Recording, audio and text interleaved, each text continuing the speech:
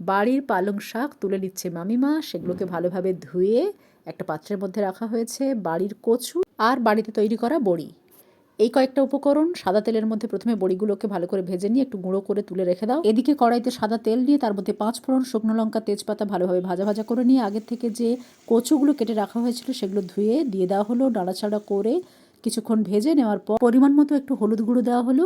তারপর আগের থেকে যে শাকগুলোকে আমরা ধুয়ে রেখেছিলাম সেগুলোকে ছোটো ছোটো করে কেটে দিয়ে দেওয়া হলো। কিছুক্ষণ নেড়ে ছেড়ে ভাজা ভাজা করে নিয়ে স্বাদ মতো নুন দিতে হবে। তারপর আবারও কিছুক্ষণ নাড়াচাড়া করার পর একটু উষ্ণ গরম জল দিয়ে ঢাকা দিয়ে 3 থেকে 4 মিনিট মাঝারি আঁচে ফুটিয়ে নিতে হবে। এবার আগের থেকে ভেজে আধা গুঁড়ো করে রাখা বড়িগুলো দিয়ে দেওয়া হলো। তার সাথে সামান্য একটু জিরে গুঁড়ো আর একটু আগের থেকে ভেজে গুঁড়ো করে রাখা সর্ষে, সবকটি উপকরণ ভালোভাবে মিশিয়ে নিয়ে ঢাকা দিয়ে 2-3 মিনিট হালকা আঁচে ফুটিয়ে নিয়ে তরকারি নামিয়ে নাও। এই সম্পূর্ণ নিরামিষ তরকারিটা গরম ভাতে, রুটির সাথে, পরোটার সাথে, সবার সাথে ভালো লাগে।